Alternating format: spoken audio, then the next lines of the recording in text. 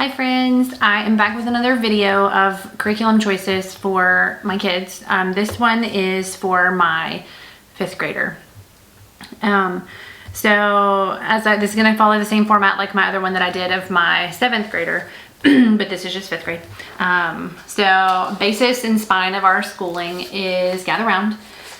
And this is a unit study, 20 units a month or 20 lessons a month per unit, and we are always learning something new.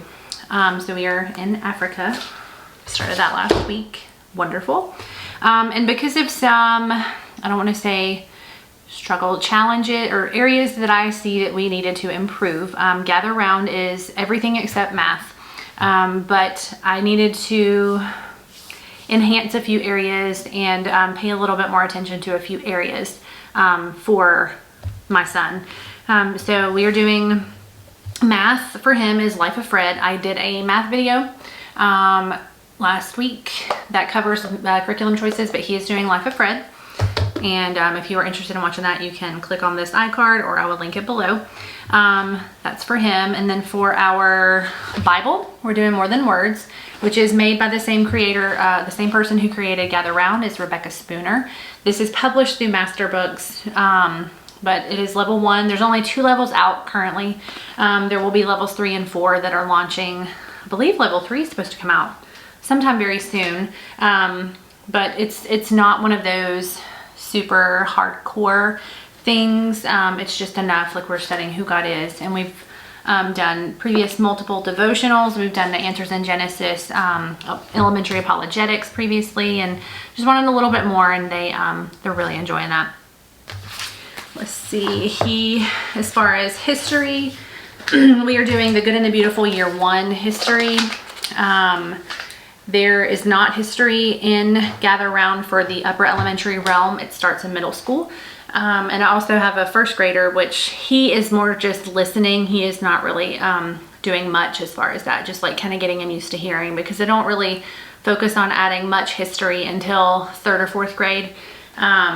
But I've enjoyed this. We are also reading the Boy in the Pyramid. And then it also has this big book of stories, and it has maps and images, and it's really, really, really cool to look up. So that's for history. And to go along with the history, I mean, this is the history for the year. This is in a little folio for him. And so like on our first lesson, we talked about creation. And so then this is work that is to be completed that I already have a hole punched in the back. So then when we're doing our lesson, they pull them out, work on them, and then we put completed work here so that as we progress, it's already in there. And we're enjoying that so far. And then each of my kids wanted to do another science lesson. We've done the Good and the Beautiful in the past. And so my youngest chose arthropods, which is what we started with. My 5th grader chose energy, and that's what we're going to be doing next. My 7th grader chose mammals, and so we're going to be doing those, but it just kind of takes things a little more, and we're always learning, and I am a nurse, so I'm all about the science, and that's science and maths are all of their strengths. So arthropods is what we're doing. We do science 2 days a week.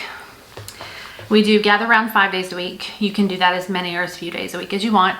We do math every day. We do Bible 4 days a week, Monday through Thursday. History is 2 days a week. So it's trying to just, get those balanced out. We're not doing a co-op this year. We have done co-ops in the past.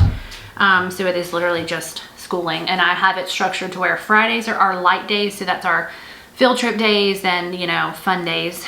To go along with the science unit, I have another little folio. Each child got to choose their color. And I have all of our work to be completed again in the back, hole punched and ready to go in. There's a few that are not with like sorting mats and things. And so then when they put their completed work in here, it's already there. And then for him, we are doing the Good and the Beautiful Language Arts. He's doing really, really well. I don't really focus on grade level specific things because I feel like that can be restrictive to a degree, because in certain subjects they might be on the 6th grade level, or in other ones they might not be quite on grade level or whatever. We just don't. I look at what are the needs of my kids and I match the choices, because these are tools. These are not our we're not supposed to just be working for these. These are tools. So this is again his literature, grammar and usage, punctuation, art, geography, spelling, vocabulary, and writing. And we do this every day of the week. And with this level comes a book of poems that he is reading daily and memorizing at least one of them. And then he also has a personal reader. And he also is reading, he's almost finished with the Harry Potter series. He's on the last book. And I also assign him chapter books. We love these, the who was and who is and where is series. So he is going to be reading Nelson Mandela. And I also have discovered when we were doing Europe with Gather Round, the Flat Stanley books. So he has a Flat Stanley with an African safari adventure one that he's reading. And I think he's got that right now. That's why I don't have it in front of me. But that's all that I have. That's just my choices that I've made very intentionally for each of my kids. And we just needed to kind of hit a few things more in depth this year. I don't know if I will be doing all of these things. Gather Round is going to be our consistent that we have when we've purchased the curriculum through the end of year 2 for that. So we'll be halfway through all of the year 1, 5 or 6, I don't remember.